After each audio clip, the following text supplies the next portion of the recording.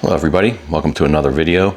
Today we're going to be installing the Paragon Performance C8 billet strut towers. Got tired of my engine bay, so I decided to change things up a little bit, and I got these from them. So I'll go ahead and start with the unboxing. It's packaged very well. Okay, and here's what they look like. Very, very sturdy, very heavier than I thought they were going to be. And so these will go in the strut tower brace on the engine bay, where I have these side panels attached to it. I'm going to be removing those side panels and replacing the strut tower brace with this guy right here. One on each side. I got the Corvette 70th anniversary. Now I don't have the anniversary edition car, but my car was made in 2023, so it does count as a 70th year. So there's really not a lot to these. Just need some, I think it's a 40 Torx bit and a ratchet, or some sort of automated tool if you want, and we'll go ahead and start. Okay, so what else is in the box? You actually have two of these guys. You got some hardware here. I gotta figure out where this goes. I think this goes on one of them to attach that to the areas in the bay, and then this is for the evap. This here's for the evap area. It attaches to the side, and the evap piece will tie in right to that. So I did go ahead and check. It is a T40. Is all you really need for this install. I have a Milwaukee. You don't have to use a Milwaukee. You can use a regular ratchet if you want. I'll just get it going, and then I'll tighten it down with a regular ratchet. I don't want to over tighten them. So we'll go ahead and start. Okay, so this is my engine bay. I'm going to be removing these panels over here on the passenger side and our side. I think it's a bit too much orange for me. I'm going to take them out. I may or may not have them painted and reinstalled over top of the Paragon billet strut tower supports. Haven't made up my mind, but these are four bolts needed to remove this. So we'll go ahead and start.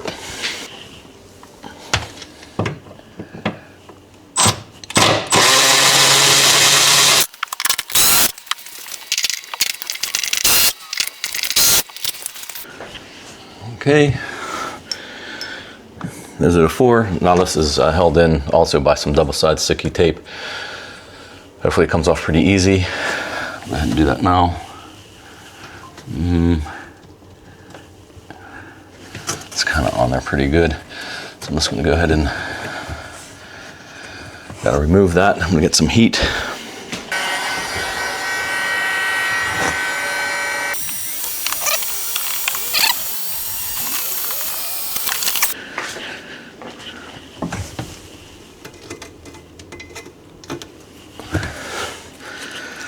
Okay, so if you don't have the mag ride, it's pretty straightforward. You just pop this out. But if those do have a mag ride, there is something you have to disconnect that connects to this. I'm not sure what that is because I don't have it, but just be aware that does exist. And just got to give it a little hit. Boy, it's in there good. Get it from this side.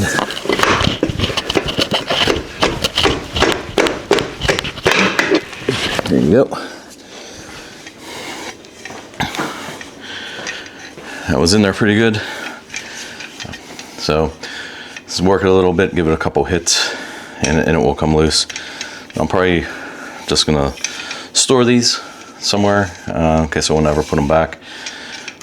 And of course I'll have to, if I ever want to put the side panels back on, I'll have to reapply some new double-sided sticky tape. Okay, that takes care of that one. So let's go ahead and put in one on the replacement on this side. I think we have to prep it first, and I'll show you how to do that. So we're gonna go back into the box. One thing I did forget to mention earlier, that these are marked by orientation. They'll have a DR for driver's side and a PS on one for passenger side, which is pretty nice.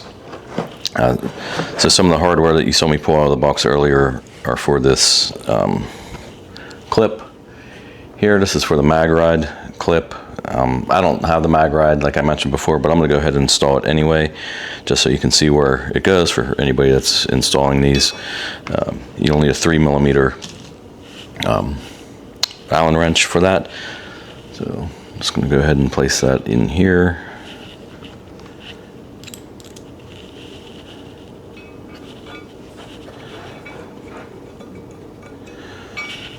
Let's get it started.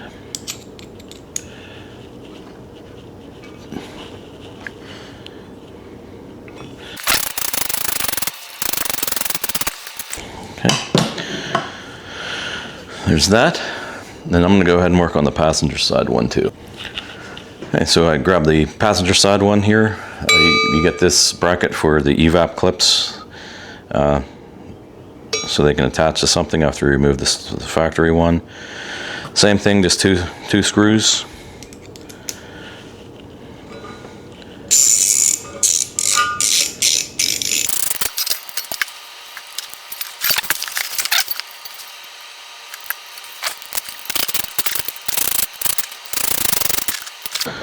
Okay, so there you have it. They're both prepped now, on the driver's side and the passenger side.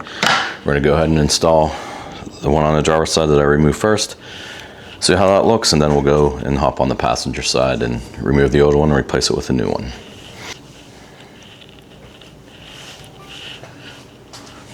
Okay, so we're going to go ahead and put this in place. Here, notice the orientation where it says driver's side. This is going to go up towards the top, and it just slides right in place. Well, I'm hoping it just slides right in place.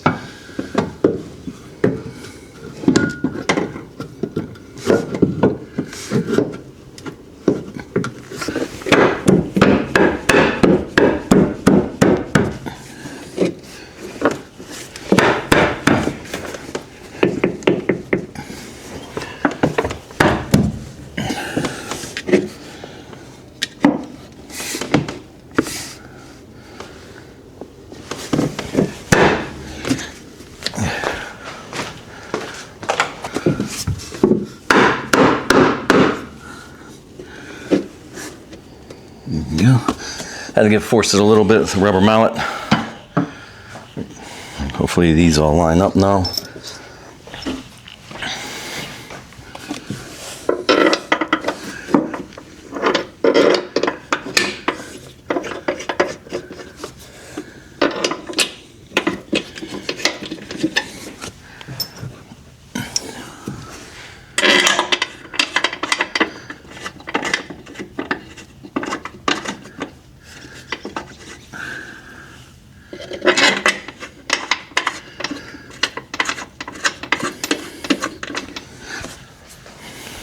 Okay, just tighten them up with the 240.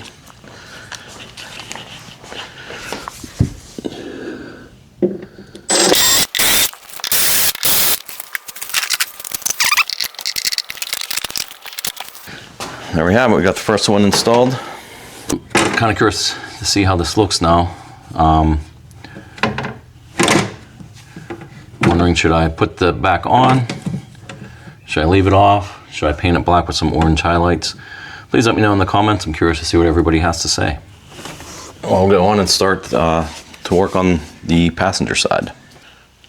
Okay, it's the same process on the passenger side as the driver's side. I'm gonna hand loosen these and then use the Milwaukee to take them out.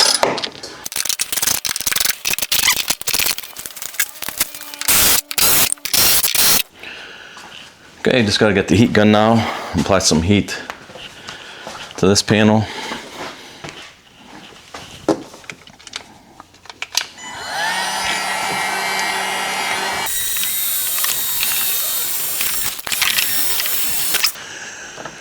Get that one off. I don't know if you can see this. On this side there's two clips for the evap. You just squeeze them and pull. Maybe. First one came out real easy. There we go. If you can see the clips here, they just push in. And we'll go ahead and pop this guy out. Much easier than the last one. Okay, so for the passenger side, the PS goes up towards the window here. And the evap clips are a little bit oriented a little bit differently. They'll still go in place. They're going to be pointing down instead of in. So we'll go ahead and put these in.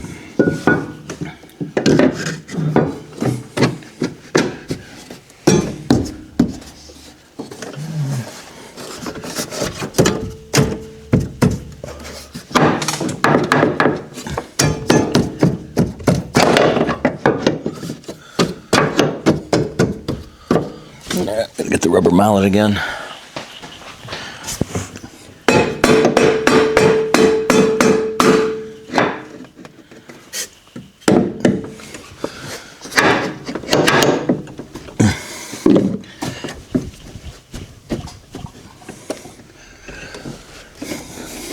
Okay, let's get the screws, the bolts rather.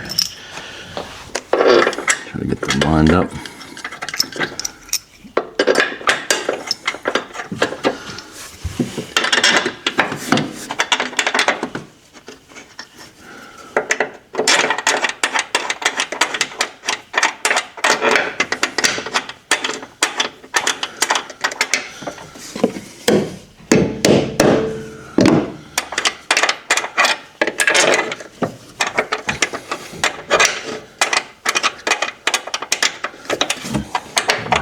Line this one up.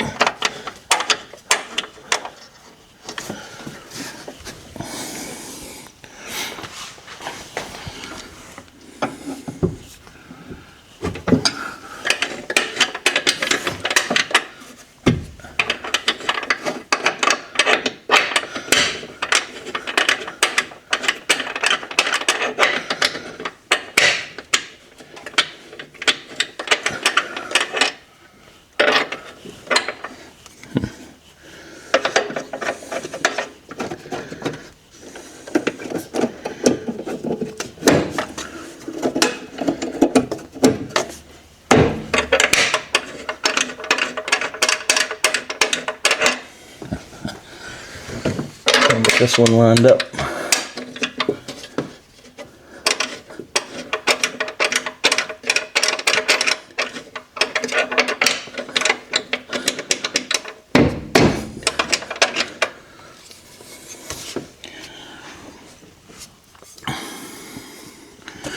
Let's see what we can do when we tighten these up a little bit. See if it will align.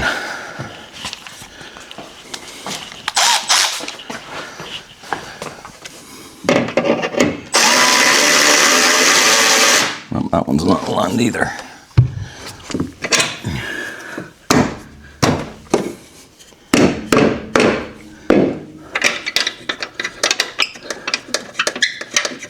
There we go.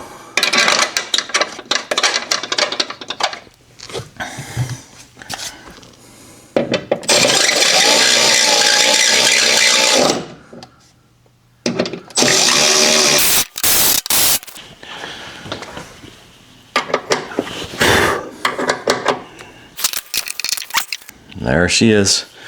Looks pretty good.